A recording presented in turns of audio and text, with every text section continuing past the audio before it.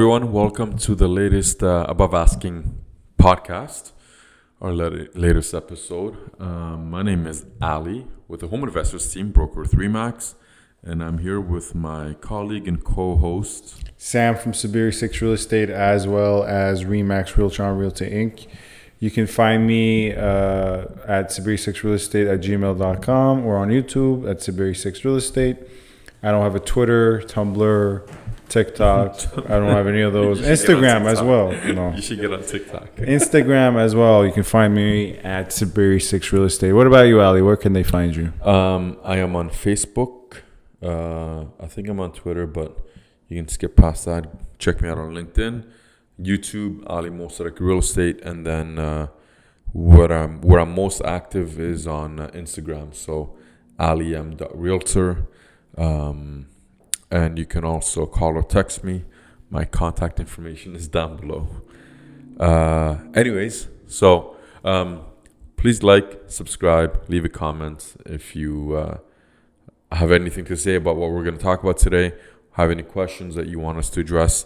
But please follow, subscribe, click the notification, and let's move on. So today I thought we could talk about the latest stats that were released. But before we start talking about that, actually, something came to my mind. I was actually at showings yesterday with a couple of clients of mine. And, we're looking at properties in Richmond Hill that they're looking to buy. And one of the properties we went to, they obviously are trying to get multiple offers situation. And for people who don't know, when you want multiple offers, sometimes, I think it's fair to say the majority of the time, you list your property, lower the market value, get a bunch of showings, you have people compete, right? Right. We were in that situation, so I took them to this property.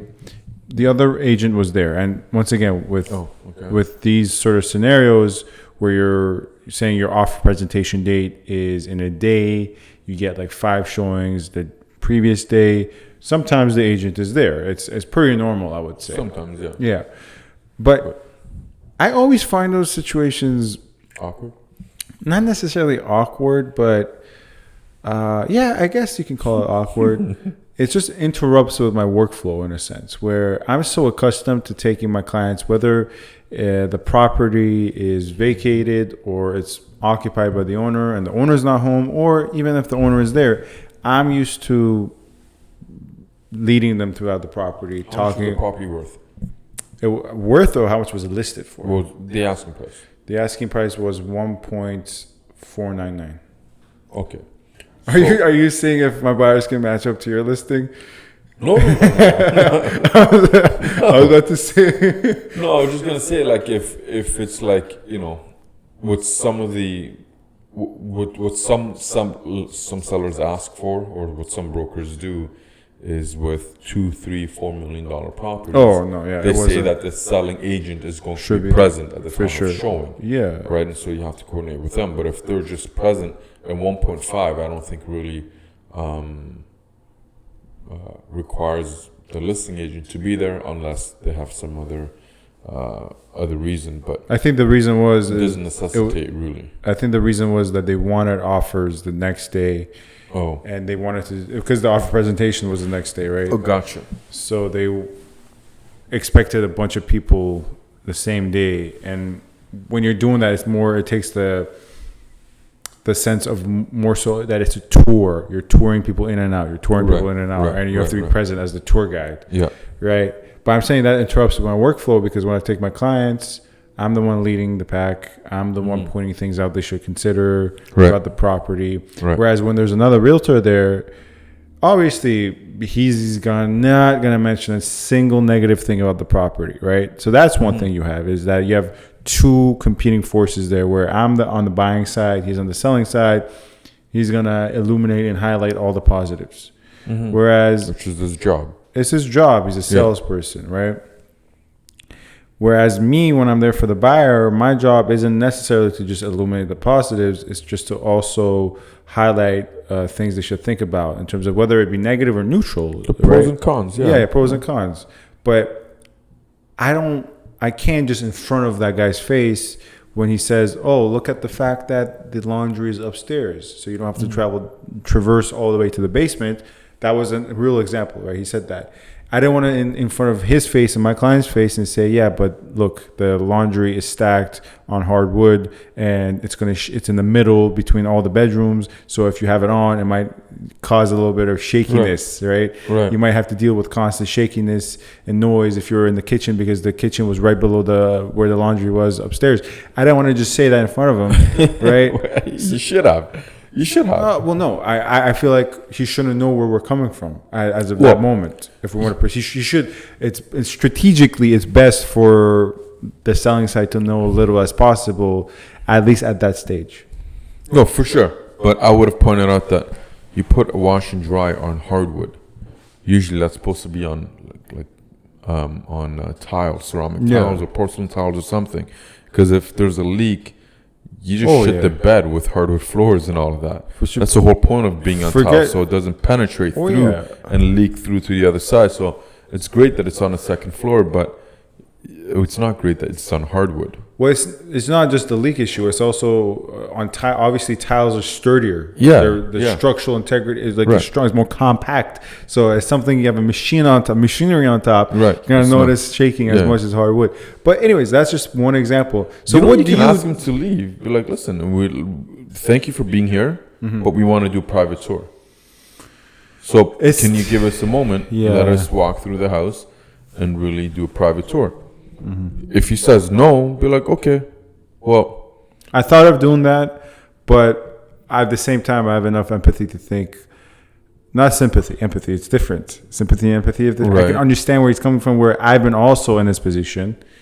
And the last thing I want is a realtor telling me you have to leave as well, right? So I'm just trying to accommodate him while doing my job, right? In a sense where, if he wants to feel like he's contributing, let him just speak, let him say his piece. Sure. Give us a tour, then get the hell out. And let me take my clients on a private tour. Because at the end of the day, most people schedule appointments to go see it privately so they can speak candidly and frankly about the property. Sure. And you can point out things, right? After the fact, it's not as effective. So if it's really if you find something that you see in the wall or something like that, it's better to point it out so they can see it for themselves right now. Oh, and let me just rather clarify. than thinking about it later. It's like, did I see that? Did I not see that? What did it look like again? Blah, blah, blah.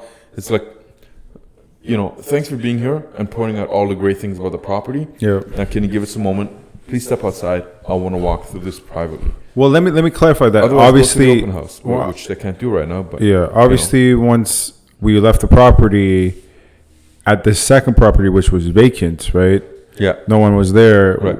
We talked frankly and shared our opinions about the one we just saw, right? What we couldn't do at the property. Right.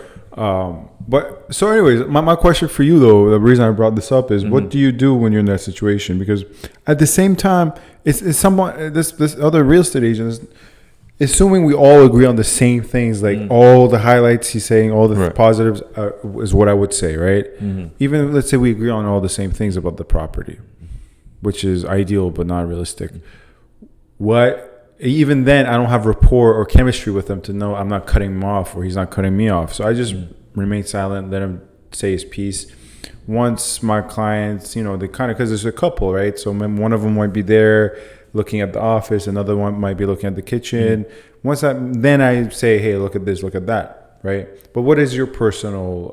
if I was in your shoes? Yeah, what do you immediately tell the guy, beat it? No, do you it let him depends on say the amount of piece? interest that my client has, right?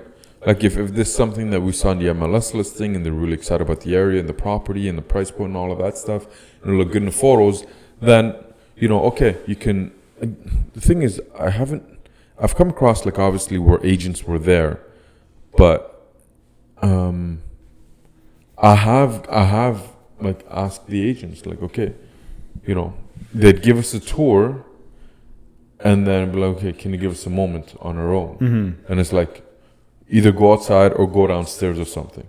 I don't want you within earshot. I don't want you to hear what we have to say. And so we'll go out the upstairs or downstairs or in the basement and I'll talk about certain things. But it's not uncommon and it's not rude to ask the selling agent to take a hike because you want to look at the property privately. Yeah. And speak candidly and frankly about the property and highlight the goods and the bads. Here's the thing as well, though. Now I think about it more, I think it's strategically a wise thing not to tell him to beat it, because just the counter argument. Hopefully, we just got done having an argument before this episode. Hopefully, he's trying to get me back. We don't have another argument. The other one, that's why. my thinking here is that obviously they're your clients. If you're confident in your abilities and your relationship with your clients. You shouldn't doubt that you'll have a private moment with them. Ideally, you can have a private moment with them any moment you want because they're your clients, right? So since there's not a scarcity of potential private moments with them, I think it's wise to keep the agent there and keep your role at a minimum while you're at the showing and let the agent do most of the talking, because he can put his foot in his mouth potentially. In a sense where not even say accidentally, not like in a cartoonish way where he accidentally mentions structural issues with the property or the mold that he's not talking. Not even that. I'm saying he put his foot in his mouth and try to oversell a property, and then in retrospect, me and my clients can point to something he said and say, hey, he's wrong about that, so we have to keep that into account, that these guys are trying to sell these guys are pushing it. All they care about is selling and selling and selling. So in a sense, you give them enough rope, you can use that rope to hang him later, for a very bad analogy here. If your clients are interested in a property, yes. Yeah.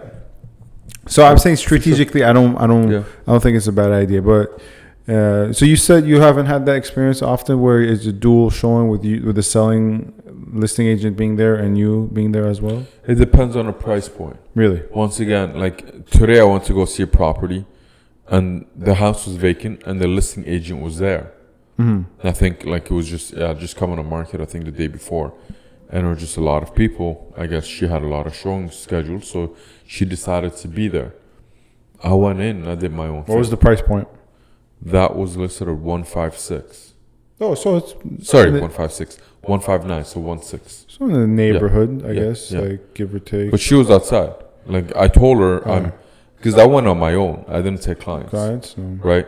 And so I guess she also didn't bother. She's like, okay, let him just do his thing, check out the property. Yeah. Right? But if she had, like if I had clients there, then I would have been like, just give us a moment. Let me take a quick look around with my clients. And then you can give us your spiel. Yeah. Right? That's a different set of expectations there too. That's a different scenario than mine, because it's just agent action there, right? Right. But even if I had my clients there, is what I'm saying. Yeah. Like, just give us a moment, let us take a look around, and then you can come give us a spiel. You know, which in that case I can highlight, which I think that's a better play, because you can highlight the pros and cons, and then the agent can go around and try and highlight everything as a positive, but you've already you've already told your client, look at that, that's BS, or this is wrong, or that's wrong, or these are problematic. Yeah. But then the agent might be like, oh, look at the great crown molding. Exactly. And you're seeing like the seams are all off and it's missing caulking and stuff like that. But like, yeah, it's got crown molding, but you got to replace it all. So it's not that great after all, because it's going to cost you money. Yeah, for sure. So it's stuff like that, right? But the reason I bring that different set of dynamics up is because I've also been in that situation as well, where I'm on the listing side, right? Fair enough, but an agent comes and looks at the property without their client, right? And the funny thing about that was that it was actually when I was newer in the industry, and they asked me, hey, can I record a video for my client, right? And, I didn't see a reason why that would be a mistake, and I allowed them to do so. Now, I made a mistake because my client was not happy. The homeowner was not happy that I did not ask them for permission. Now, obviously, that's when I was newer in the industry. I would not make the same mistake now, but it's funny to look back at the mistakes, that you make when you're younger. What are some mistakes? What are some mistakes you've made as a realtor? I don't know. We make mistakes all the time. That's a good point. You're constantly learning. So I've made mistakes yesterday. I can't think of them, but I'm sure I made a mistake yesterday. Yeah. Right? I make mistakes all the time. So, like, I mean, it doesn't make me any worse of an agent. I think it makes me better because I've learned from those mistakes. You learn from those mistakes, and then like You not improve. to make them again. Yeah, but, exactly. Like yesterday, we went to see properties with a client, and right off the bat, I looked at the pictures, and it's really just one picture that I saw, and I was like, this is going to sell for over asking. What was the one picture? I'm curious. It was the family room, and they had taken down the back wall, and they had floor-to-ceiling windows. Yeah. Not only just the back wall, but they even took, so it was kind of like a solarium is what they did. Even a little, like a fraction of the roof, they had turned into windows. So it's kind of angled down this way and then down.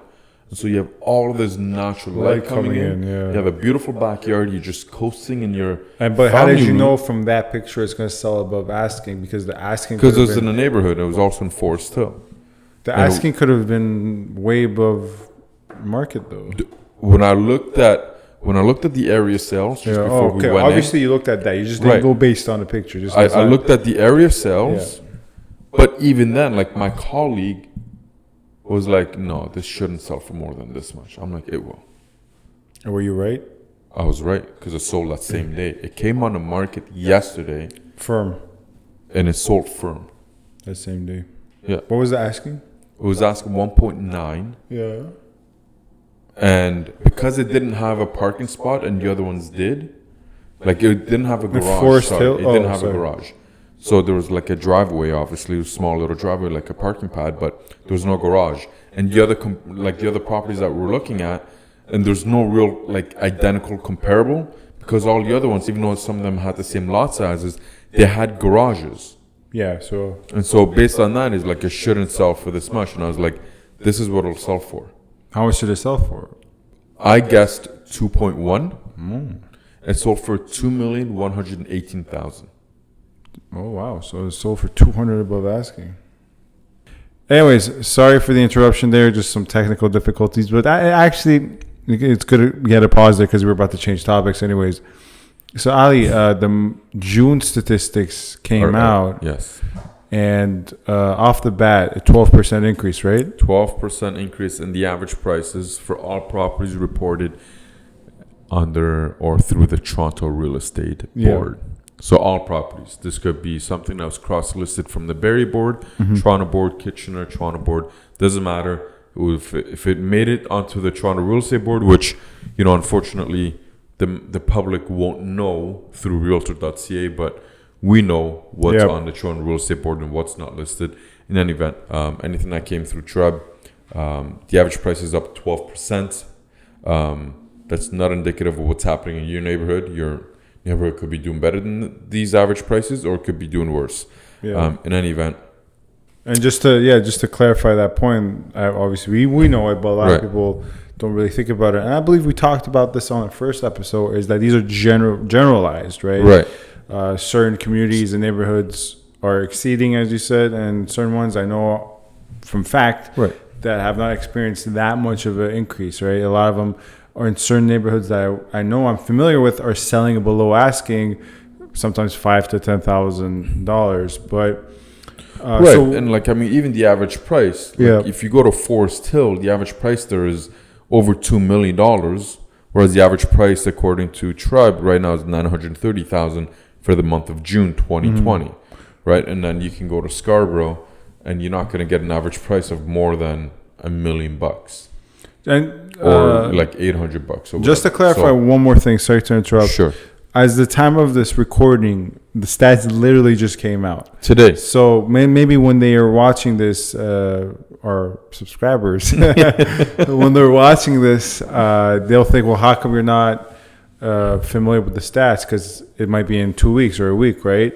So it just literally came out this afternoon, a few hours ago. Exactly. But so an interesting thing that you brought up before we started recording, however, was that you think not the complete entire reason, but one of the reasons is this increase, this 12% increase has to do with the fact that CMHC and their new guidelines starting July 1st. And your thinking was that it created more demand because more people sped up their buying process. Those who were planning on putting 20% or less than 20% down, they sped up their buying process. As a result, created more demand that drove up prices, right? Right. So here's the thing. Like last year, June 2019, the average price was $831,000. June of this year, the price is $930,000. So pretty much $100,000 up from last year. But you're saying that partially has to do with the CMHC? Well, yeah. So, you can't pinpoint it on any single thing, but there's a few variables involved. And I think one of them is CMHC, and I'll get into that in a second. The other is, all the pent-up demand due to COVID.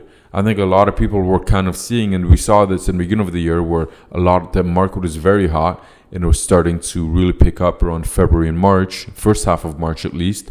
And I thought it was going to be a record summer,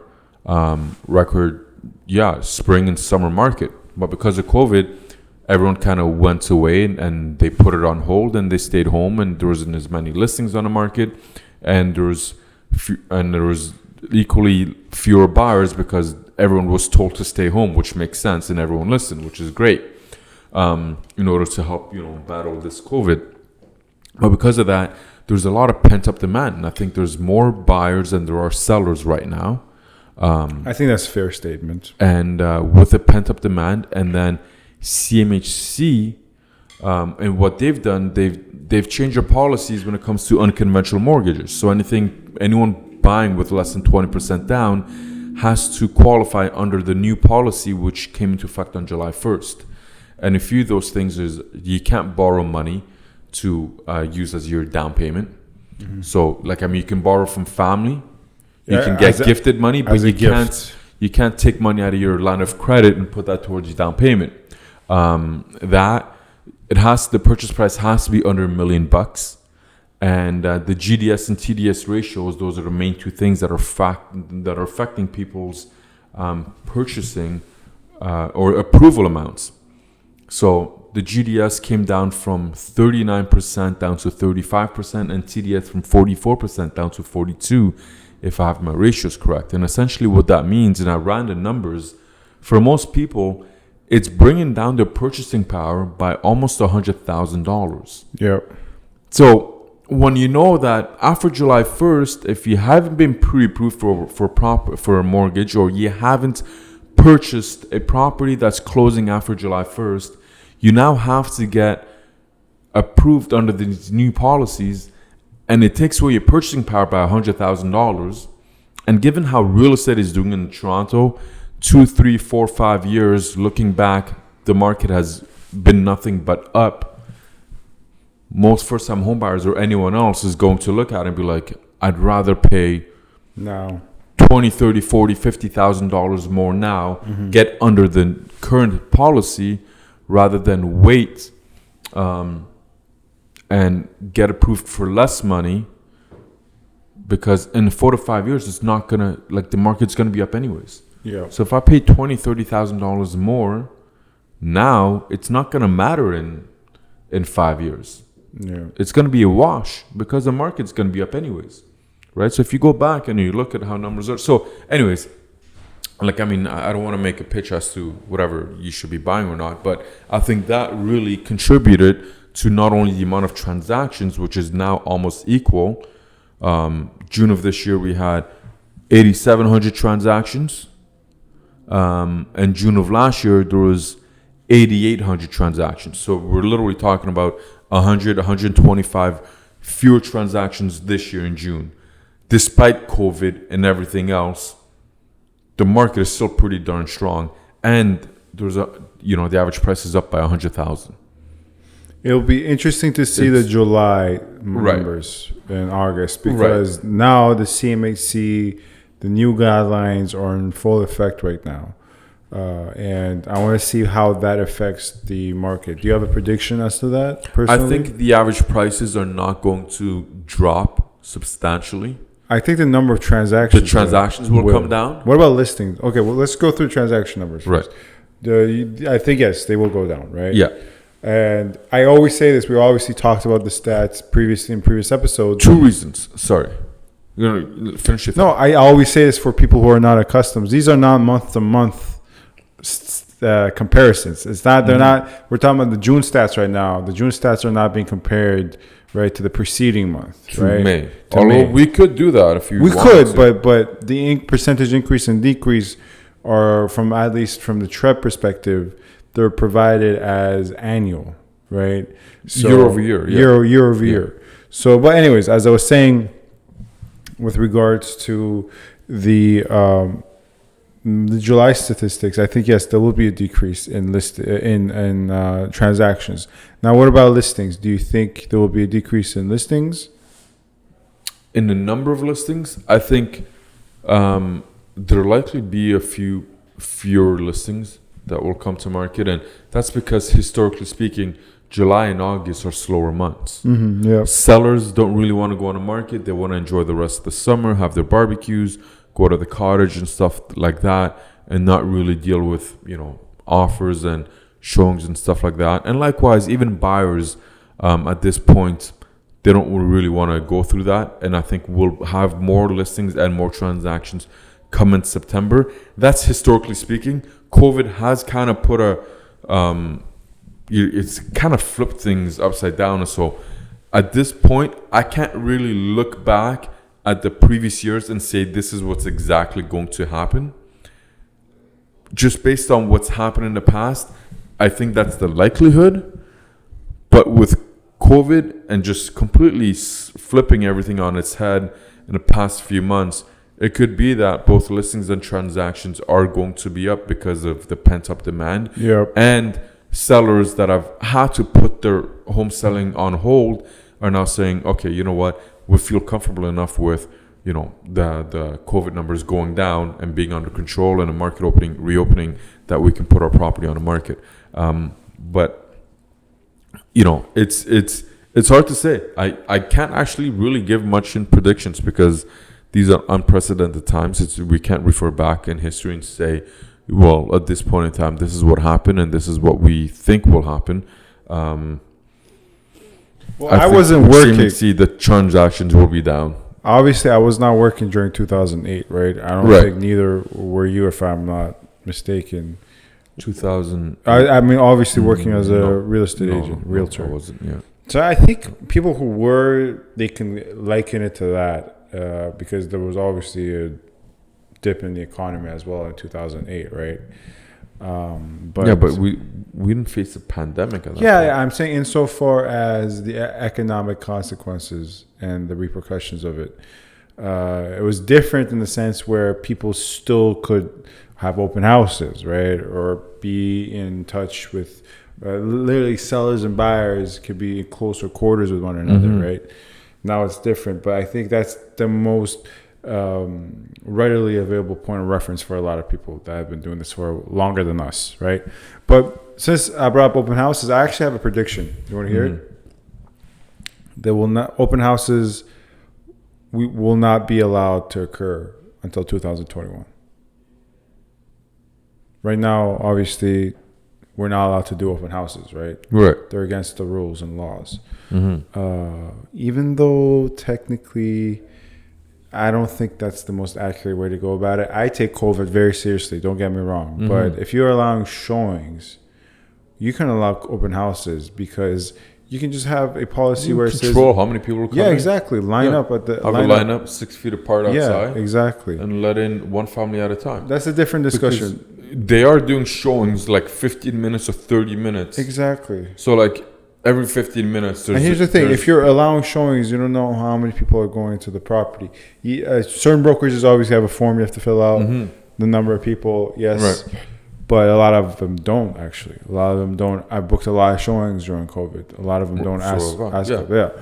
So, but as I was saying, what do you think about? Do you agree? Do you think we're going to do open houses again until this year is over?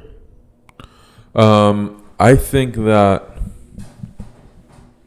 if they don't come back by September, then I think for the most part it will be kind of gone until next year. Because I don't think the market's going to be that strong in December. I could be wrong, but usually November and December are slower months. And so and COVID does do better under cold temperatures or in cold weather. That's my main premise there. So is that if there's a second wave coming for sure, and I don't know if it's for sure. It is almost a statistical certainty, and I'm just taking the word of leading professionals and academics. I'm not. Sure. I'll be completely honest. I'm not a doctor. I just think it's almost a statistical certainty because a lot of leading professionals in the field say it. And I've actually calculated for it. In my own investments and finances, obviously. But in terms of open houses, I don't think we'll see another open house until 2021. Until 2021. Yeah. You may very well be right. If they haven't figured it out by like I said, September, then off we go. With there's still virtual open houses, but I don't see any, like, they're not as valuable. Virtual open houses, or open houses in general? Because we had a discussion about open houses last week. Virtual open houses are not as valuable as open houses. Oh yeah, but does anybody dispute that? Like, or is that a controversial opinion? Because I think that's pretty common sense. I'm not trying to, shit on you. No, but people are still trying to do virtual open houses. It's better than nothing. Well, you're still doing it within your circle. Here's the thing. You might have a buyer within your circle on Instagram and Facebook. It's possible, yes, but usually, like in all of the deals that I've pretty much done, most of my clients, most of the buyers or sellers were people that I've never met before. Yeah. Well, here's the thing. Virtual tours as well, right? Like a lot of people are not allowing showings, but they're allowing virtual tours as well, right? And I don't think that's as good as an actual tour and showing. Oh, for here's sure. the thing. And I just want to bring something up. Submit an offer, it has to be accepted, and then you get to tour the property. Yeah. To me, it's like, okay, I'm gonna and I'm still seeing that in some listings. It's a non-starter. But here's the thing, though. Interesting, funny thing. So remember earlier in this episode, I was telling you about I was at a showing, and there was another agent there, right? Mm-hmm. That agent said he had another listing. We were just talking, right? Mm-hmm. He said he had another listing, and for that listing, they did not allow any showings. Obviously, no open houses, but no showings at all. Mm-hmm. And he said, we actually sold it purely based on the virtual tour. So if the buyers just saw the virtual tour online, a 3D tour, that's how we sold it. I'm like, oh, that's good. Like, let me finish. You're getting investors. That's good. Investors are still working with you. That's good. For a lot of realtors can't say that. And he said, oh, well, they're not really investors. They're actually just end users, right? And my bullshit sensors just immediately went right off. Yeah. No person who's buying a property for usage, for them to actually live in.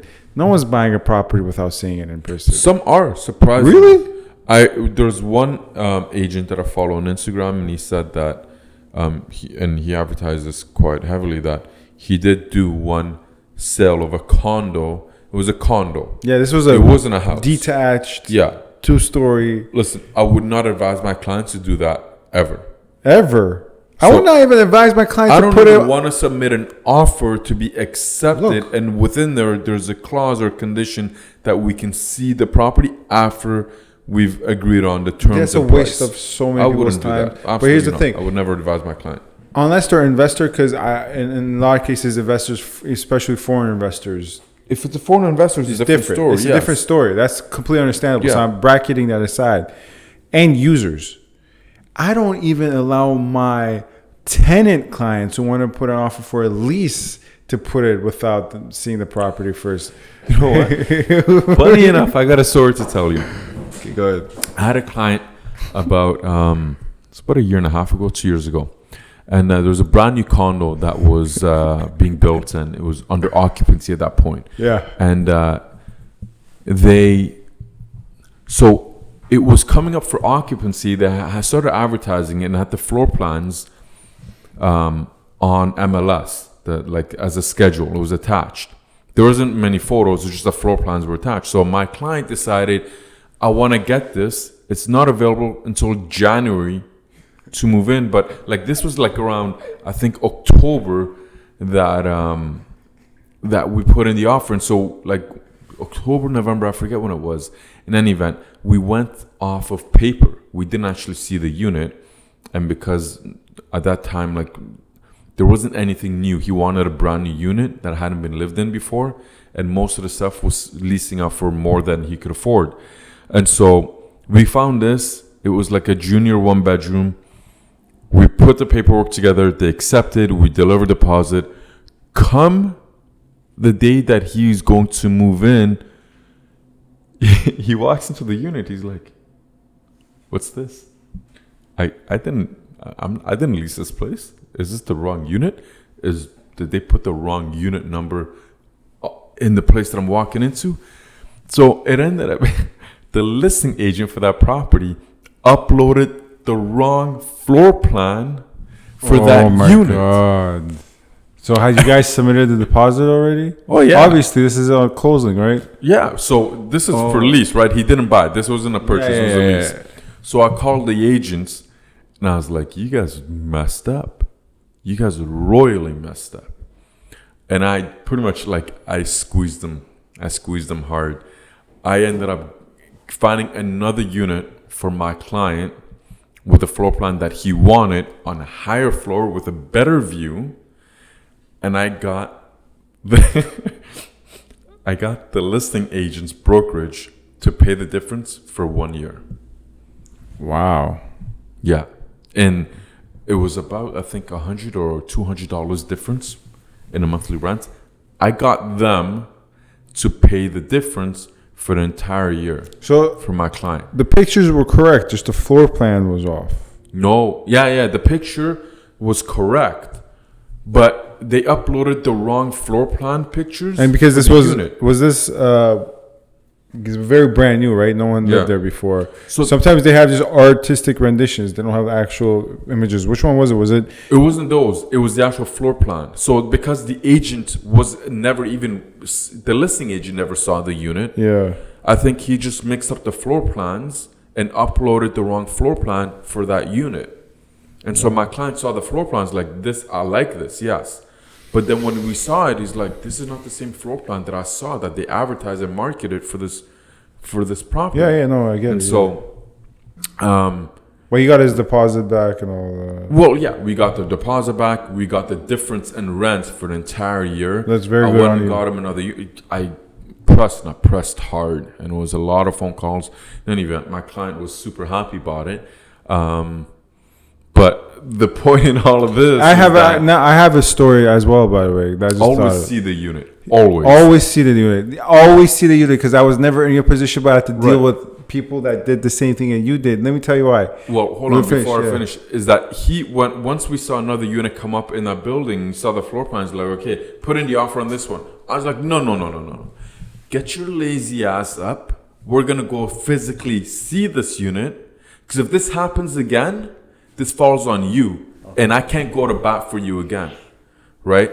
So we went and saw the unit. It's exactly as the floor plans and everything was shown, and we're like, okay, let's put an offer. So this story of yours reminded me of a story I have, which annoyed me to no end. It actually did more than annoy me, but I want to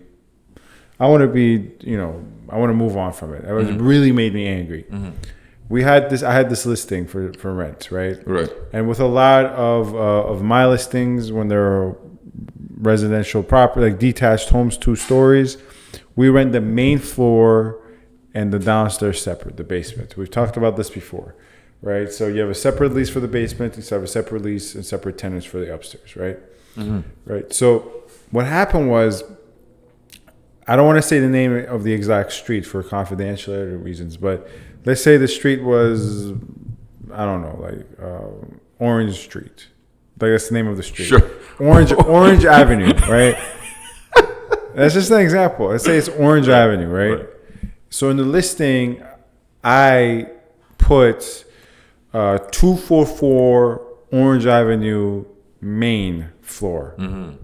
Now, At the time where I put this list, I got this listing and I was renting it from my landlord.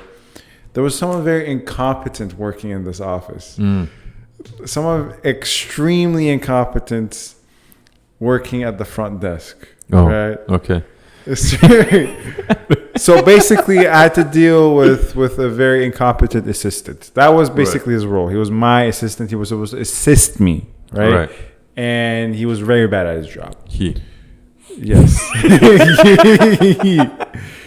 So what this individual did was put my listing online, and the address was 224 Orange Main Avenue. Not Orange Avenue main floor, Orange Main Avenue. So I get an offer from this lady, $400 above asking. I'm exaggerating. It wasn't $400. It was like $200. Right. I don't know why I just did that, but it was $200 above asking for the main floor, right? And it's a good property. And I asked her, well, excuse me, ma'am, I see your client's information here. Your offer is here. It's all good. I don't see you in my showings list, because every time a person books a showing for your property, you get a notification. I don't see it. And she's like, oh, we've seen the pictures. It works perfectly fine. My clients are very low maintenance.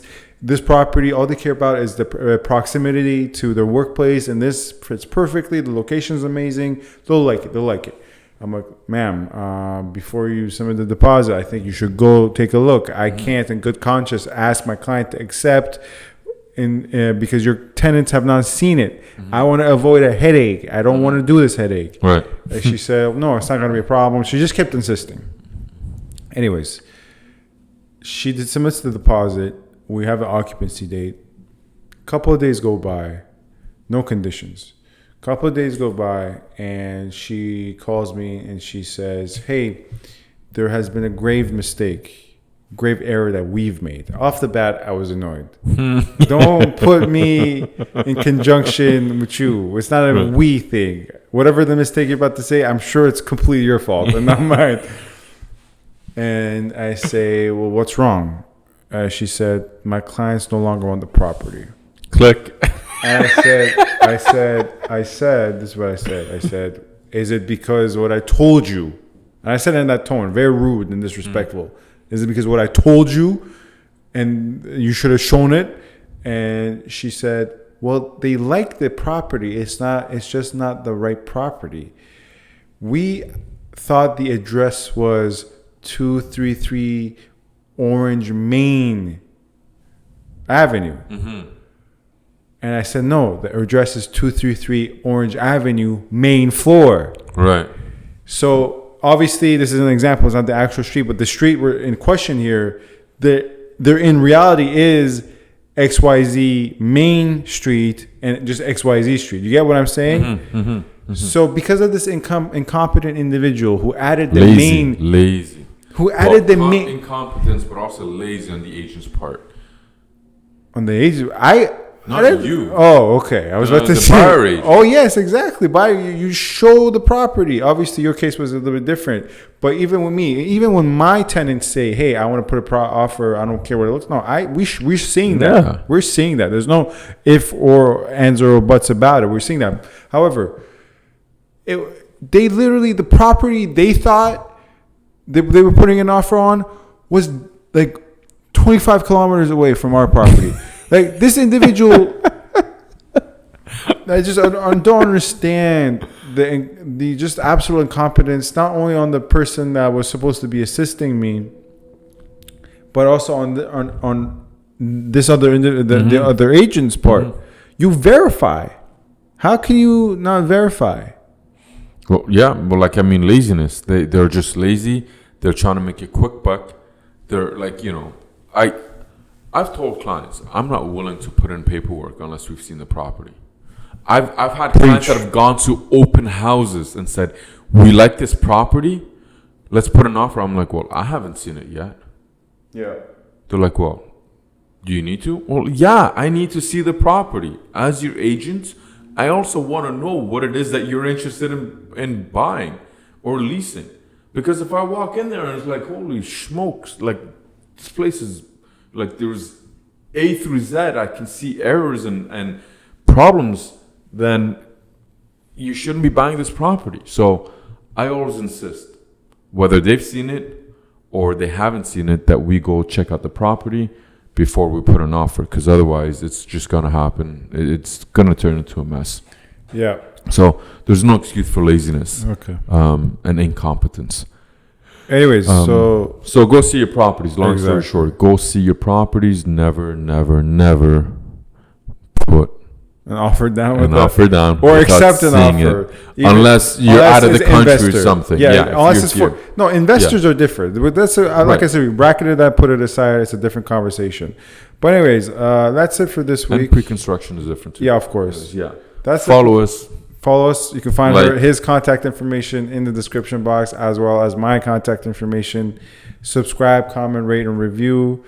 And keep in touch. If you have any thoughts on questions or anything, for sure, leave your comments down below and we'll address it in a future video. All right, Ali. Thank you very much, sir. I'll see you next week too. All right. Don't touch me. COVID. All right.